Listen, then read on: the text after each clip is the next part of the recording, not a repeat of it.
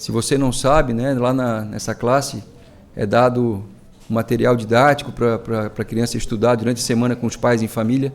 Então, é uma boa oportunidade de seu filho também ter esse momento de ensino. Peço que você abra sua Bíblia, por favor, em Atos, capítulo 13.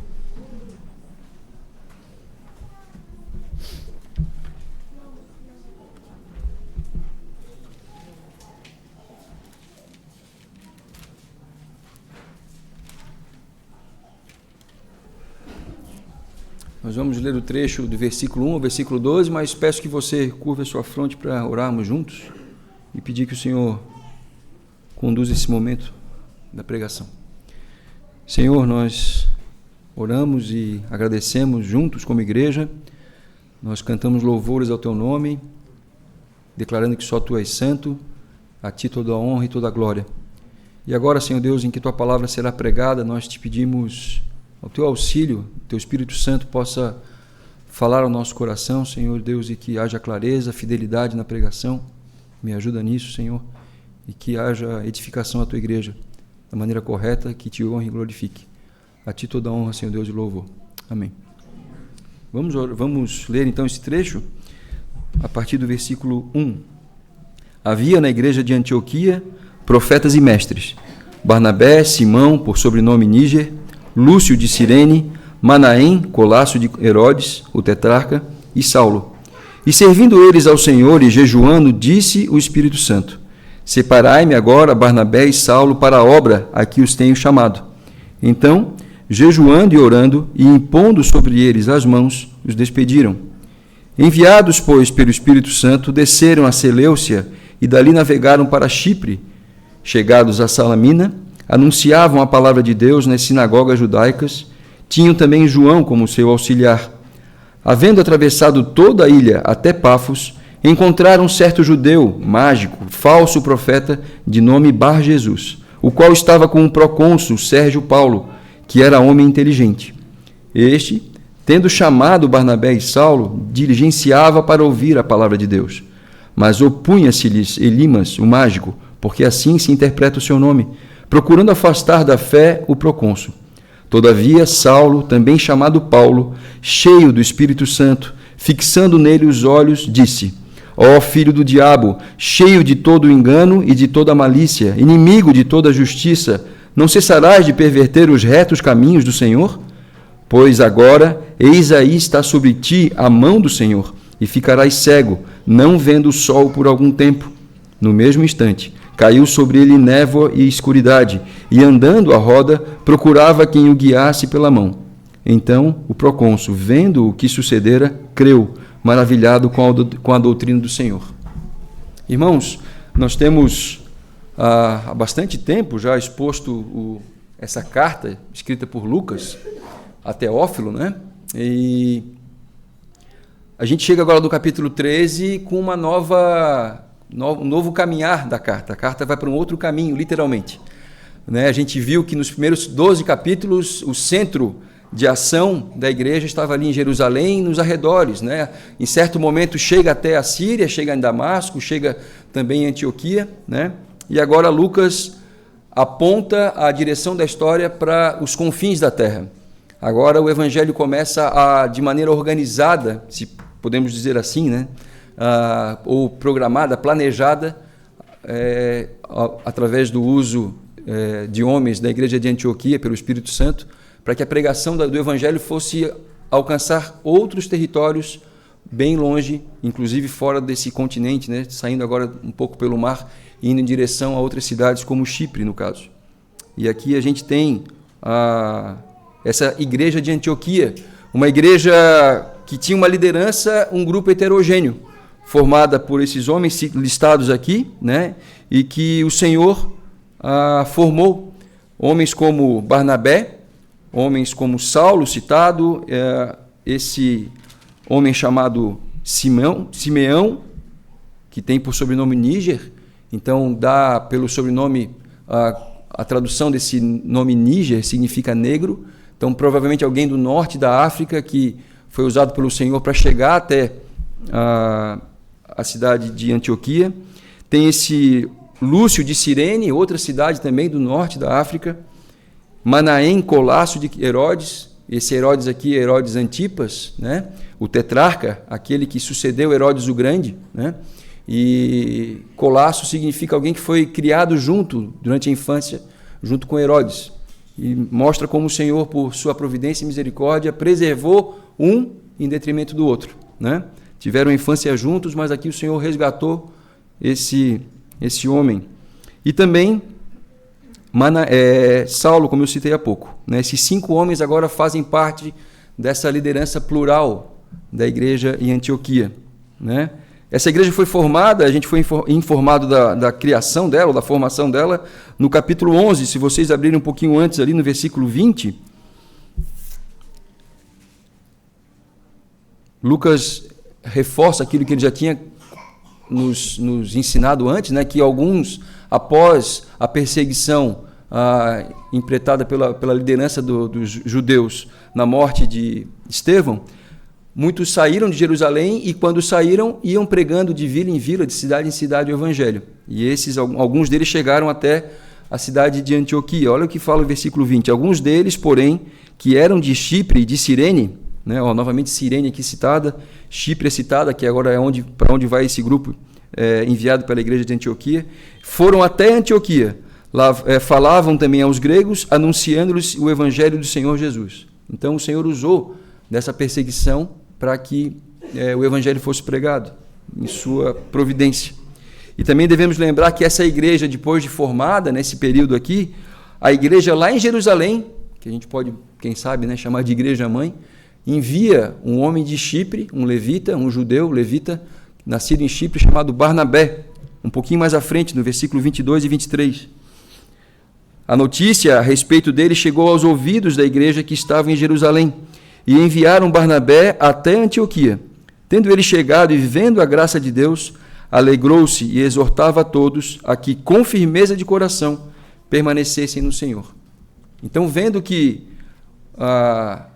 o trabalho ali precisava de mais pessoas para poder suprir a necessidade que aquela igreja tinha de ensino, uma igreja que ainda carecia de mestres, né? Ela recebeu o evangelho, a semente foi plantada, a semente começou a germinar e precisava agora alguém que regasse, alguém que pudesse fazer esse papel de mestre, de educador da palavra de Deus para aqueles irmãos.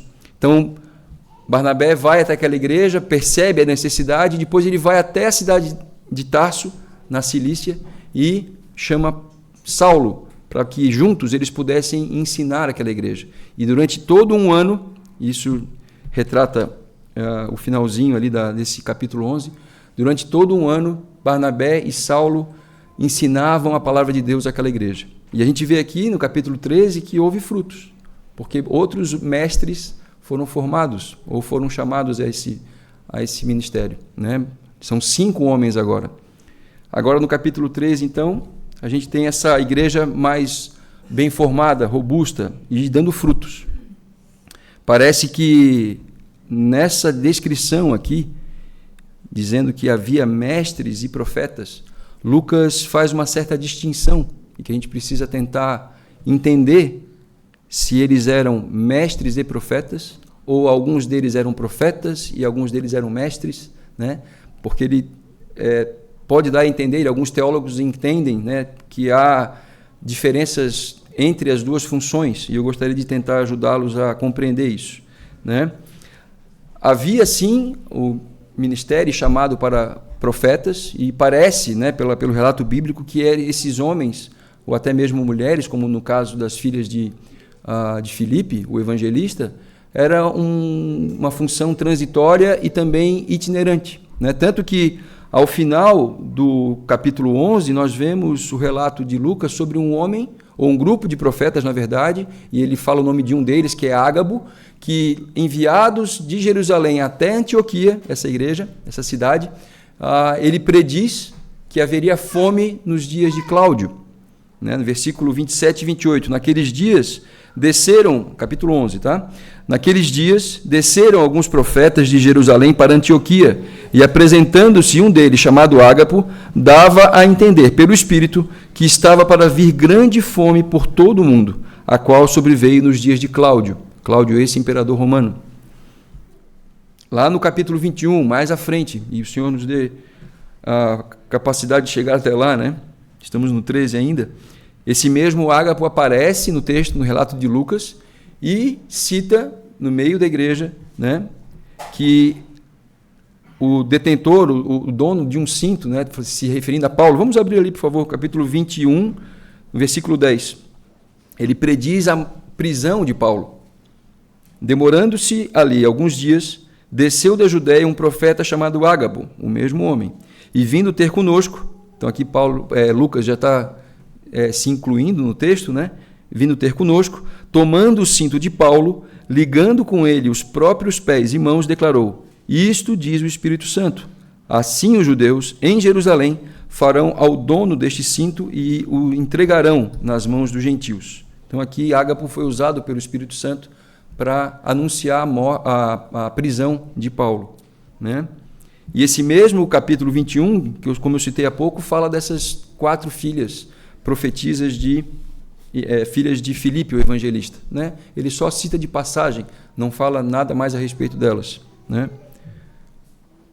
Esse ministério, como eu falei dos profetas, ele era então itinerante e temporário, diferente dos mestres que eram fixos nas igrejas, né? Talvez mais próximo do que um presbítero é para a igreja hoje, né? Ele tem a função de ensinar a palavra de Deus de uma maneira expositiva e com uma rotina, né, frequência. E o texto do versículo 1 desse capítulo não deixa claro, como eu disse, se eles eram de fato só profetas ou só mestres ou ambas as funções, né, ou quais deles tinham um ou outro dom. Mas certamente todos eram mestres, né, porque todos tinham a capacidade de ensinar, né. Algumas vezes essas palavras são até usadas como sinônimos, né, mas parece que sim, são atribuições distintas e que esses homens poderiam sim usá-las e serem dotados desses dons simultaneamente. Versículo 2: E servindo eles ao Senhor e jejuando, disse o Espírito Santo: Separai-me agora Barnabé e Saulo para a obra a que os tenho chamado. Então, jejuando e orando, e impondo sobre eles as mãos, os despediram. É muito importante aqui nós destacarmos uma coisa: quem foi que separou esses 2 homens? Foi, o texto diz claramente, o Espírito Santo. Foi Deus quem separou esses 2 homens, assim da mesma maneira, o mesmo Espírito que agiu lá no passado e chamou também pelo nome Abraão, falando que ele saísse da sua terra, da sua parentela, da casa do seu pai, para que ele fosse para uma terra onde ele mesmo mostraria. É o mesmo Deus que agiu no Antigo Testamento, que nós temos para o nosso registro e ensino, é o mesmo Deus que está agindo aqui na igreja, nesse momento da história, né? É novamente Deus conduzindo toda a história.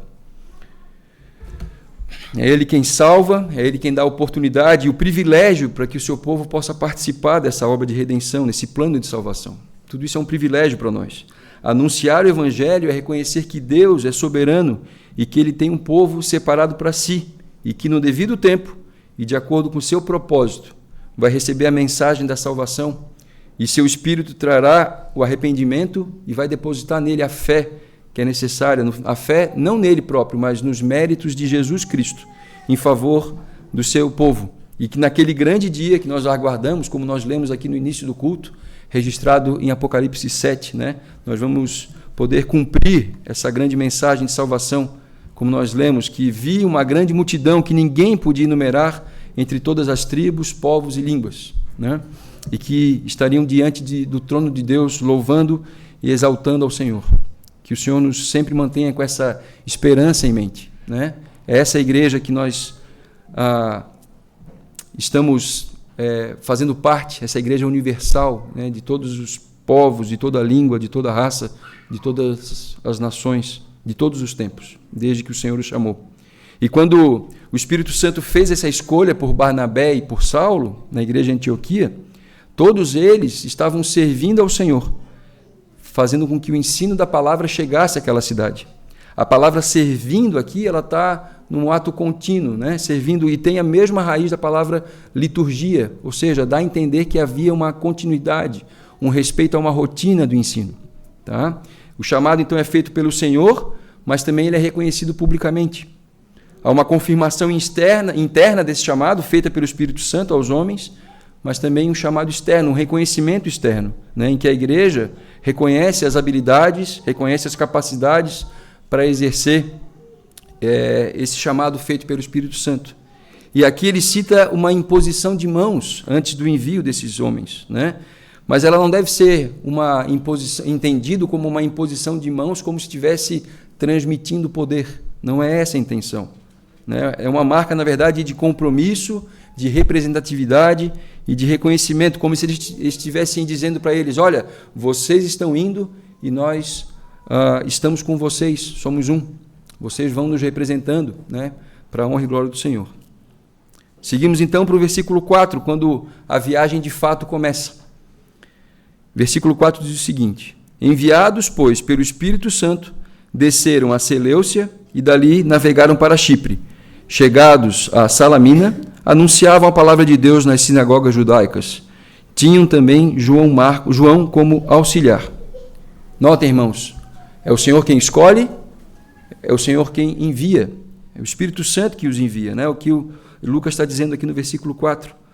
Lucas não deixa claro o destino, né? Não tem nada aqui dizendo qual é o roteiro que eles fariam, apesar de ele citar para onde eles foram, né? Alguns até acham que eles escolheram ir para Chipre porque era a cidade, a terra natal de Barnabé. Nós não sabemos, né? Antioquia é a terceira cidade mais importante do Império Romano.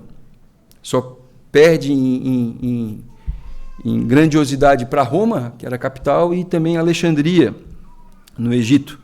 E ela não é uma cidade à beira-mar, então eles precisam ir até o porto mais próximo, né, que ficava na cidade de Seleucia, através do rio Oronte, cerca de 20 a 30 quilômetros de distância, um rio que era possível, né, a navegação, e eles chegam até essa cidade litorânea, né, para ser enviados até o outro lado, né, pelo mar Mediterrâneo.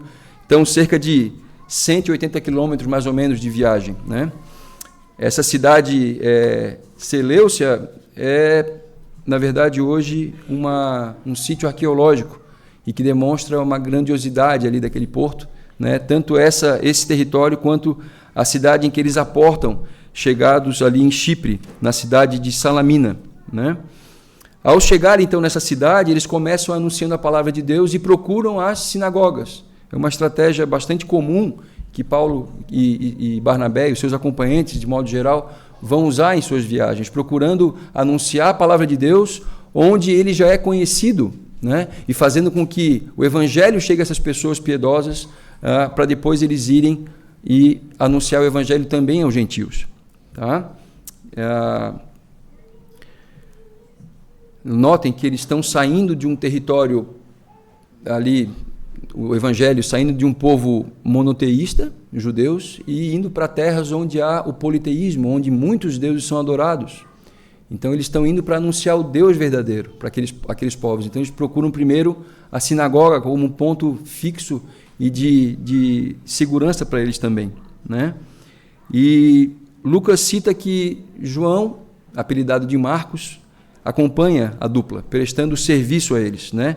Lá no finalzinho do capítulo 12, o capítulo anterior, no versículo 25, fala o seguinte: Barnabé e Saulo, cumprindo a sua missão, eles tinham a missão de levar donativos à igreja de Jerusalém, voltaram de Jerusalém para Antioquia e levaram também consigo a João, apelidado Marcos. Então é esse jovem que acompanha a dupla nessa primeira viagem missionária, né? Não é claro aqui qual o tipo de ajuda que ele prestava aos dois, né? A palavra auxiliar pode ser traduzida e usada como transporte de necessidades básicas, como pergaminhos, né, alimentos, mas também pode ter prestado auxílio até mesmo anunciando a palavra junto com eles, né? Não fica muito claro aqui na descrição do que João Marcos fazia de fato, mas ele prestava auxílio, né? Ele era alguém importante para os dois, né? Ajudava os dois na missão e ministério que eles tinham. Tá? Versículo 6, vamos acompanhar ali no capítulo 13. Havendo atravessado toda a ilha até Pafos, encontraram certo judeu, mágico, falso profeta, de nome Bar Jesus, o qual estava com o procônsul Sérgio Paulo, que era homem inteligente. Este, tendo chamado Barnabé e Saulo, diligenciava para ouvir a palavra de Deus. Lucas aqui não cita nenhum tipo de resultado dessa primeira visita ali na cidade que eles aportaram, né, em Salamina. E com certeza eles começam a percorrer também as cidades, até chegar a essa cidade que fica no lado oposto da ilha. Pafos, que era a capital, né, da província. Chipre era uma província romana, né, e Pafos era a sua capital. Cerca de 180 quilômetros de distância desse ponto inicial da primeira cidade até Pafos. Então eles percorreram por terra e certamente anunciaram o evangelho, mas Lucas não retrata, não cita, né, como foi essa viagem e qual tipo de fruto foi alcançado dela, né? Mas ele cita então que lá naquela cidade eles encontram um homem chamado Paulo Sérgio, e por ser a capital, né, dessa província, lá então ele, como um procônsul, é o responsável, né, por essa cidade. Um procônsul romano, ele era um magistrado da Roma Antiga e que exercia autoridade administrativa, judicial e militar nessa província. E esse mandato, esse cargo, essa função era prerrogativa do Senado. E normalmente eles enviavam algum homem para uma terra já pacificada, para um território já pacificado dentro do império, né? Senão ele mandaria generais para poder, com o exército, pacificar aquela região. Mas nesse caso aqui, Chipre parece já ser uma província pacificada, né? Outra característica importante dessa cidade é que ali é o berço, segundo diz a mitologia, da deusa Afrodite. Então notem que ela, como eles assim criam, né, ser a deusa da beleza e do amor, era uma cidade extremamente corrupta em relação à pornografia, ao sexo liberal, à prostituição cultural, havendo templos em honra e glória a essa deusa. Então, Saulo e Barnabé encontram todo tipo de imoralidade nessa cidade, né? E mesmo assim, pela graça e misericórdia, esse homem, esse procônsul, diligenciava por ouvir a mensagem de Deus. Ele queria ouvir a palavra de Deus. Ele pede a que esses dois homens sejam chamados, né?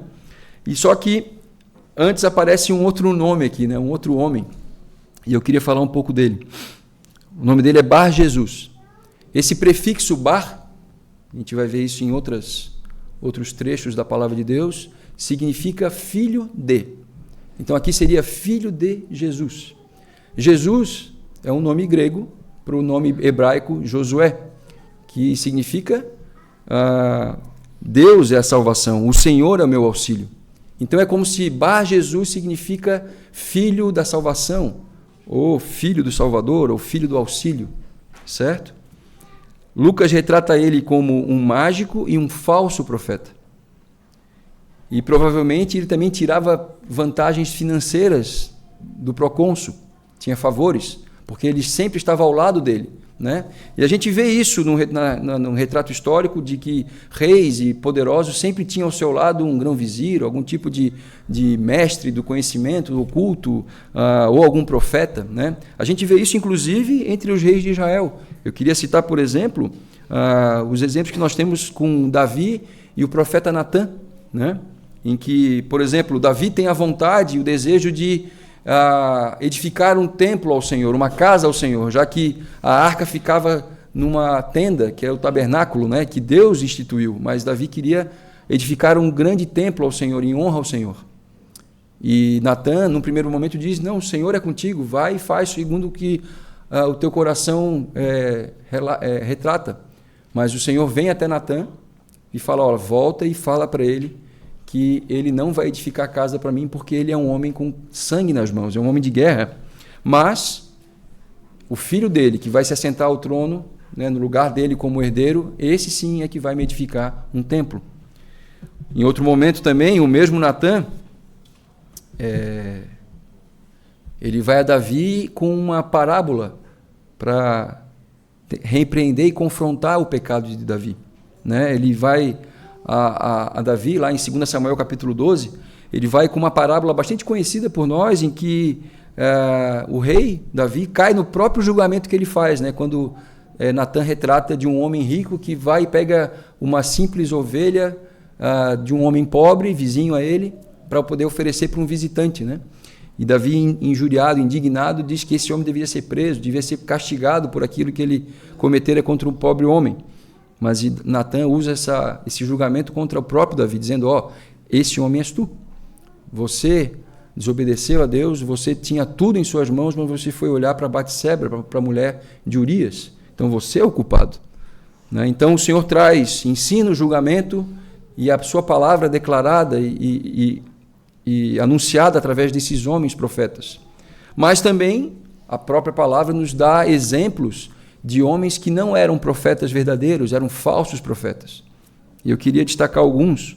Primeiro, queria destacar, na verdade, como era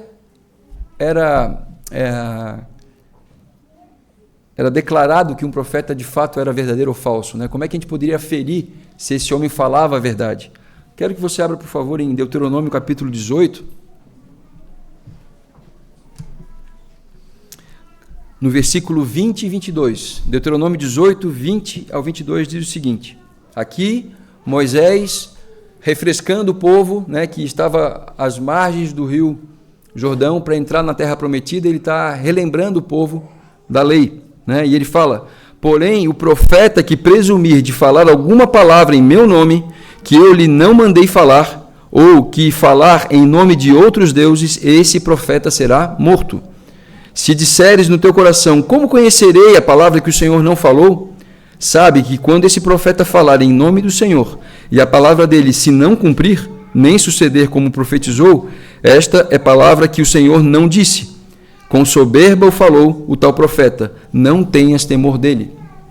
Então aqui Moisés está dizendo para o povo, olha, se essa palavra que ele trouxe não se cumprir, ele é um falso profeta, né? E vocês devem acobertar ele. Não, ele aqui diz inclusive uma questão muito dura, né? Que ele deve ser morto, né? Mas que vocês não tenham temor desse homem, porque ele fala mentiras e tenta enganar o povo. Mas mesmo com a advertência da lei, o povo, infelizmente, caía muitas vezes na lábia e nas falsas profecias de homens que, pela soberba, pela vontade de enganar, ou pelo poder que, né, o fato de você ser reconhecido publicamente como profeta poderia trazer, né? E é uma situação bastante interessante que eu queria destacar, e até certo ponto aqui é até um pouco engraçada, se me permitem o comentário, né? Mas muito constrangedora, em que o rei de Judá e o rei de Israel fazem aliança. Esse texto, ele está lá em 2 Crônicas, capítulo 18. Nesse tempo, o território de Israel era dividido em dois reinos, né? O reino do sul, com Josafá como rei de Judá, e o famoso e cruel rei Acabe, tendo por capital Samaria, o território de Israel. E os dois fazem uma aliança, e isso retrata o começo desse capítulo. Tá? Eu vou tentar saltar aqui para não ficar muito longo. E Acabe acaba convidando Josafá para uma empreitada de guerra contra o território da Síria, que ele queria retomar uma cidade lá que ele tinha poder antes, né, que era a cidade de Ramote Gileade. Ele diz o seguinte no versículo 4 desse capítulo: disse mais Josafá ao rei de Israel: consulta primeiro a palavra do Senhor. Então notem que o rei de Judá queria saber se de fato aquela empreitada deveria ser feita e se Deus aprovaria aquilo. Então ele, como um rei temente ao Senhor, pede ao rei de Israel, que deveria também fazer a mesma coisa, né? Que eles consultassem juntos ao Senhor para saber se eles deveriam ou não entrar em guerra. Versículo 5. Então o rei de Israel ajuntou os profetas, 400 homens, e lhes disse: iremos a peleja contra Ramote Gileade ou deixarei de ir? Eles disseram: sobe, porque Deus a entregará nas mãos do rei. Olha só, ele consultou 400 homens e eles, de forma unânime, disseram: pode subir, vocês serão bem-sucedidos na campanha de vocês. E aí o versículo 7, que eu acho engraçado, né? Que eu comentei. Versículo 7 diz: respondeu o rei de Israel a Josafá. No final do versículo 6, disse, porém, Josafá: não há aqui ainda algum profeta do Senhor para o consultarmos? Então, nitidamente, aqueles 400 homens não eram profetas verdadeiros. Eles eram profetas a mando e a cargo, e eram os famosos puxa-sacos do rei, né? Então, ao versículo 7, respondeu o rei de Israel a Josafá: há um ainda por quem podemos consultar o Senhor. Porém, eu aborreço, porque nunca profetiza de mim o que é bom, mas somente o que é mal. Tem um verdadeiro, mas eu não quero falar com ele porque ele fala o que é mal de mim. Eu não quero ouvir o que é bom, o que é mal. Eu quero ouvir só o que me agrada, né? As pessoas se enchem de consultores e filósofos e influenciadores hoje em dia que só falam o que agrada, né? Mas quando começa a dar coceira nos ouvidos, eles não querem ouvir. Nada mudou na história, né? E o que acontece então é que esse profeta, só para resumir a história, né, como exemplo, ele manda chamar Micaías. Micaías, até de forma jocosa, fala: não, você vai ser bem sucedido. E aí o rei Acabe fala: não está vendo? Ele não me agrada quando fala, né? Ele é até debochado, porque ele fala que esses homens estão falando de verdade, e eu sei que eles não estão falando de verdade, né? Então é um absurdo, né? Mas esse profeta Micaías então diz a palavra do Senhor dizendo que o rei Acabe seria morto, né? E ele fala: tá vendo? Ele falou que eu não queria ouvir, né? E aí o rei Josafá continua vivo e o rei Acabe morre na batalha através da providência de Deus. Um guerreiro atira uma flecha ao acaso, diz a palavra, e essa flecha ao acaso entra na armadura de Acabe e ele morre, né? Bem, voltando ao nosso texto, deu uma devagada grande, desculpa, né? O Apolo leu para a gente aqui outro exemplo, né, de profetas que falavam mentiras para enganar o povo, né? O caso de Ananias e Jeremias, e como o Senhor traz ao final do texto lido o julgamento dele contra esse falso profeta, né? Ele disse que o povo voltaria do exílio, mas o Senhor já tinha dito que o exílio continuaria, né? Ele faz uma cena de teatro, quebra ali o jugo, né, que Jeremias trazia ao pescoço, né, um jugo de madeira, e Jeremias é enviado pelo Senhor e disse: olha, aquele jugo de madeira que tu quebrou, agora ele vai ser de ferro, e agora minha mão vai pesar, inclusive em você vai morrer. E ele morreu naquele ano, né? São julgamentos pesados, mas que são registrados para o nosso ensino, como o Senhor leva a sério a sua palavra, né? Então isso que aconteceu, né?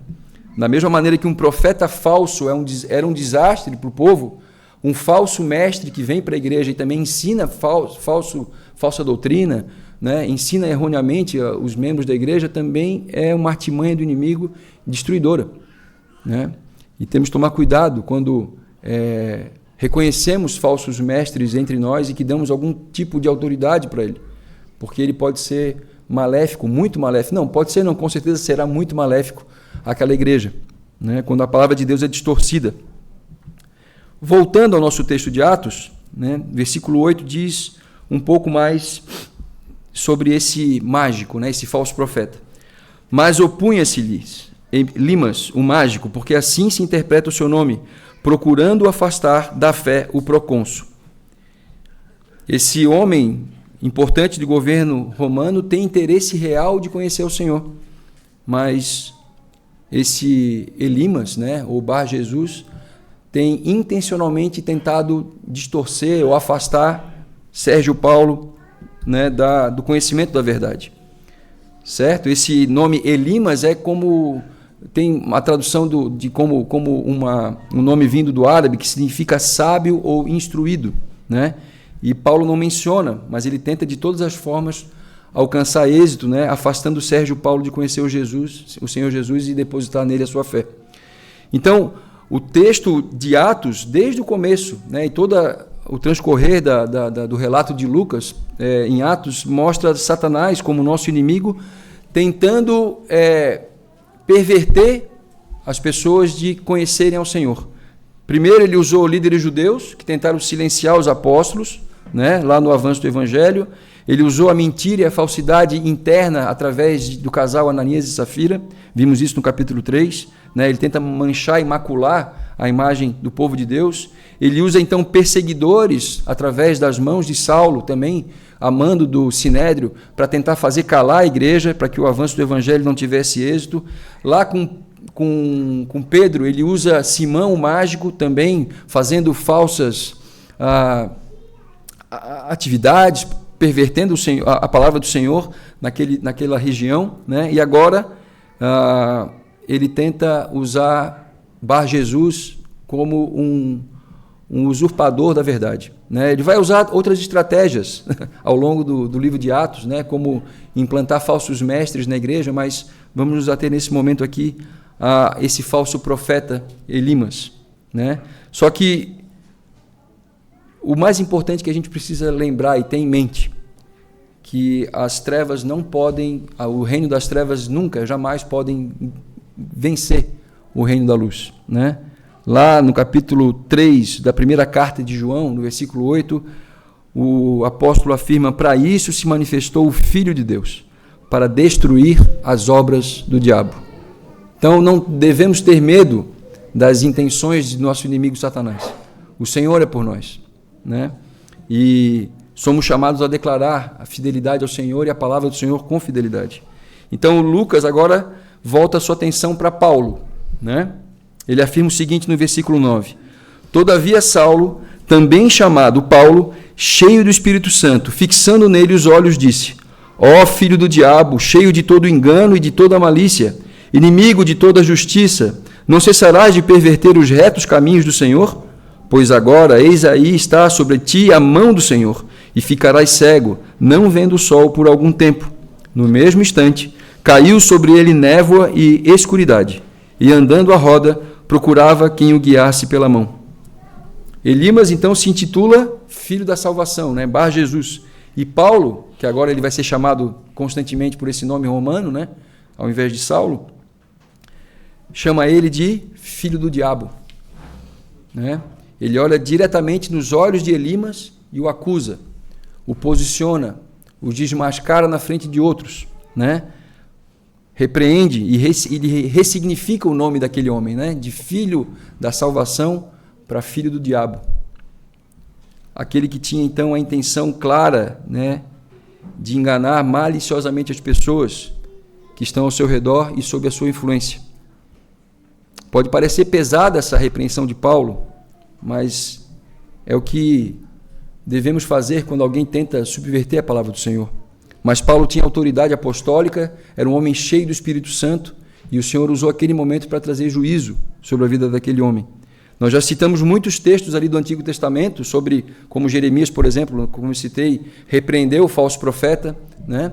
Como Micaías, lá no exemplo que eu dei em Acabe e Josafá, também repreendeu aqueles profetas e repreendeu principalmente o rei que procurou esses falsos profetas. Mas eu queria agora olhar para o Senhor Jesus, que duramente também repreendeu judeus que não aceitavam a verdade. Por favor, abra sua Bíblia em João capítulo 8, versículo 43. Eu queria citar esse exemplo.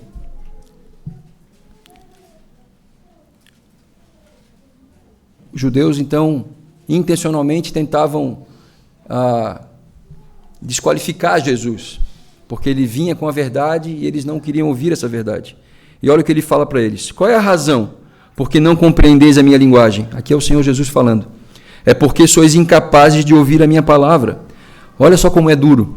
Vós sois do diabo, que é vosso pai, e quereis satisfazer-lhe os desejos. Ele foi homicida desde o princípio e jamais se firmou na verdade, porque nele não há verdade. Quando ele profere mentira, fala do que lhe é próprio, porque é mentiroso e pai da mentira. Mas porque eu digo a verdade, não me credes. O diabo é o pai da mentira. Ele é homicida. Ele quer a morte daqueles que estão sendo atacados por ele. E o Senhor Jesus combate com a sua palavra, com a verdade, atitudes como essa na vida de homens que são usados por Satanás para deturpar a sua verdade. Paulo, enquanto perseguidor da igreja, foi cegado pela luz, Jesus Cristo, lá no caminho para Damasco. Ele foi guiado também pelas mãos até poder entrar na cidade, na casa de Judas. E nessa ocasião, ele foi chamado pelo Senhor e foi revelado para Ananias, em Atos capítulo 9, versículo 15, que ele deveria orar por Paulo para que ele voltasse a ver, porque o Senhor tinha um chamado especial para ele. Ele seria usado pelo Senhor, né, para que fosse instrumento escolhido para levar o meu nome perante os gentios e reis, bem como perante os filhos de Israel. Ele foi cegado pela luz de Cristo, levado pelas mãos até a cidade de Damasco, e ele seria ali curado pela oração de Ananias, né, para que ele fosse usado pelo Senhor. Mas agora, pela palavra de Paulo, Elimas foi penalizado pelo Senhor e não veria a luz do sol por algum tempo, ficando completamente cego. E precisou também que alguém, apalpando as mãos dele, pudesse conduzi-lo, porque ele não conseguia andar em linha reta, ficava andando em círculos. No mesmo instante, caiu sobre ele névoa e escuridade, e andando à roda, ou seja, andando em círculos, procurava quem o guiasse pela mão. O texto não cita nenhum tipo de arrependimento de Elimas. A gente não pode inferir, né, que ele se arrependeu, né? Apesar do texto dizer que ele ficaria cego por algum tempo, né? Afirmar isso seria inferir ao texto algo que ele não diz. Mas o texto diz que ele recebeu o juízo de Deus, né? A afirmação de Paulo, o decreto de Paulo, afirma que naquele instante, naquele momento exato, pela autoridade apostólica que ele tinha, ele foi penalizado. Versículo 12, e já me encaminho para o fim. Então, o procônsul, vendo o que se sucedera, creu, maravilhado com a doutrina do Senhor. Nós já vimos, né, em outras exposições, que os sinais de autoridade e de poder que os apóstolos tinham, o único objetivo deles era para que eles pudessem testificar a autoridade divina que esses homens tinham, né? A mensagem que era pregada tinha autoridade, né? E esses sinais de maravilhas que eram feitos, seja para juízo ou para cura, por exemplo, como foi visto em diversas vezes, era para atestar a autoridade da palavra. Não era o milagre que convertia ou que convencia as pessoas, mas sim a exposição, a pregação da palavra de Deus, né? Notem que Lucas deixa claro que ele ficou maravilhado com a doutrina de Deus, do Senhor, né? Como o próprio Paulo afirmou aos Romanos, né, no capítulo 10, versículo 17, a fé vem pela pregação e a pregação pela palavra de Cristo. E o texto termina aqui. E a gente pode trazer algumas aplicações para a nossa realidade, né, e para reforço também do que o texto nos diz. A primeira delas que eu queria reforçar é que a igreja de Antioquia tinha como uma característica notável, né, que ela era uma igreja plural. 5 homens naquele momento com diferenças entre si, não só diferenças de maturidade, né? Barnabé era mais velho, Saulo, por exemplo, era mais novo, né? Mas mesmo assim foi extremamente útil, né, no ensino, na ministração para aqueles irmãos. São de povos diferentes, são de raças diferentes, né? Mas o Senhor usou todos eles naquela região, naquela cidade cosmopolita, né? Não existe o destaque de um homem, ele não lidera sozinho a igreja, mas é uma liderança plural, né? E de características certamente complementares, né? Diferentes entre si, mas complementares entre eles também. Queria só chamar a atenção, porque esse também é o modelo que nós usamos aqui, né? Não existe um pastor, existem presbíteros, formando um presbitério plural, há mais sabedoria, há mais, claro, muitas vezes até um pouco mais de lentidão nas tomadas de decisão, mas é importante que seja assim, para que não haja distorção de ensino ou de caminhada da igreja. A igreja anda com mais segurança e nós devemos preservar isso, né, para que haja pluralidade entre nós. 2, é uma igreja citada como uma igreja que ora, que jejua e que ensina a sã doutrina, e também envia missionários para a proclamação do Evangelho. Nós temos aqui algo intencional feito pela igreja através do Espírito Santo.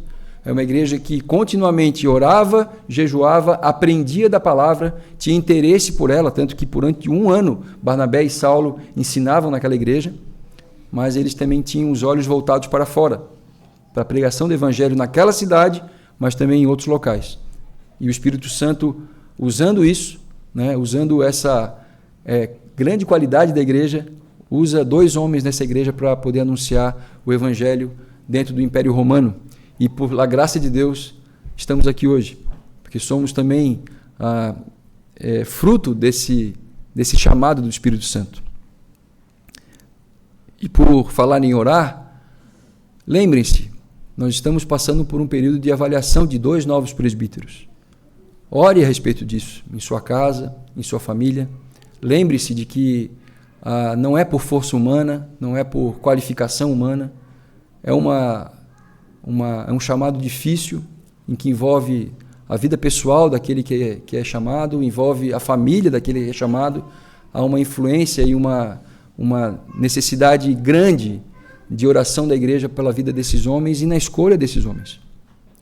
Então, a igreja é responsável, sim, por essa escolha, e que o Senhor nos abençoe nesse período em que vamos passar pela avaliação desses 2 homens que estão sendo indicados pelo presbitério, que já foram avaliados pelo conselho, mas que a igreja tem a responsabilidade de votar, né, sim ou não, por que não, né, pela vida desses 2 homens que estarão fazendo parte ou não do presbitério a partir de julho, certo? E que o Senhor, por sua grande misericórdia, possa nos mostrar outros homens que também possam futuramente participar desse presbitério.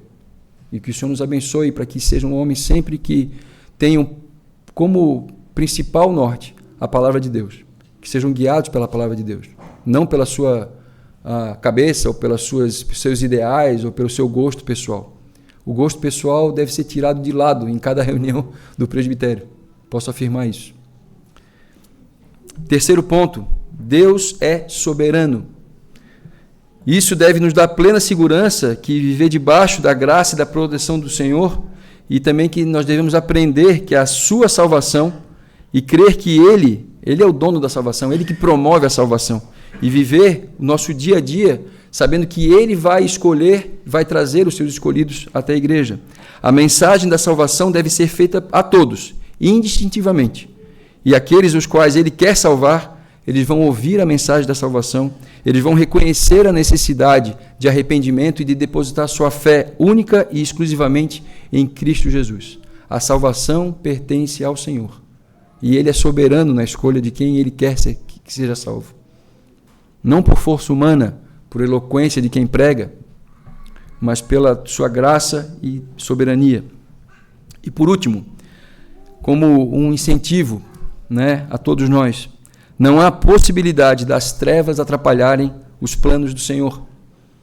A grande implicação dessa soberania de Deus na salvação, que eu citei há pouco, é que mesmo que haja homens como Elimas, que pervertem o reto ensino e tentam confundir aqueles que ouvem o Evangelho, nenhuma das ovelhas do grande pastor podem sair do seu aprisco, do seu rebanho.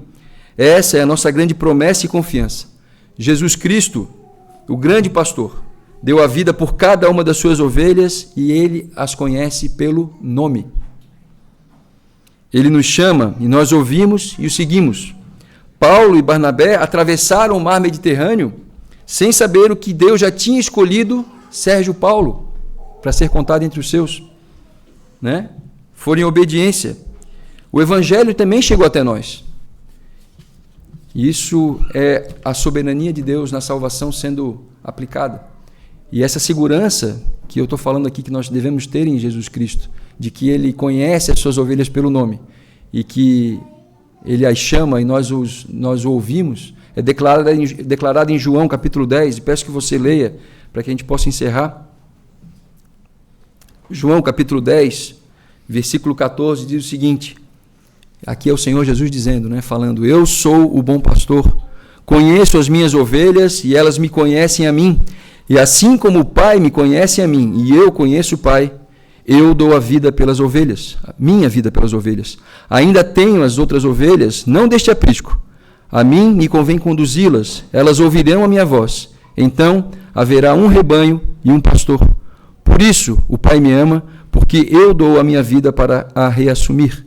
Ninguém a tira de mim, pelo contrário, eu espontaneamente a dou. Tenho autoridade para entregar e também para reavê-la. Este mandato recebi de meu Pai. Que segurança, meus irmãos. Ele nos conhece pelo nome. Nós somos contados entre os seus. Que nessa semana que inicia, em seus desafios, dificuldades, lutas, que só você e o Senhor sabem que você está passando, ou pelas alegrias que Ele nos dá também, que a gente possa reconhecer que nós somos ovelhas do Senhor e que pertencemos ao seu aprisco, ao seu rebanho, e que isso seja um perfume, né, um elixir de força para que a gente possa passar por essas lutas e dificuldades do dia a dia. Que o Senhor nos abençoe e que nós possamos nos fortalecer nessa grande verdade. Ele nos conhece. Amém? Vamos orar?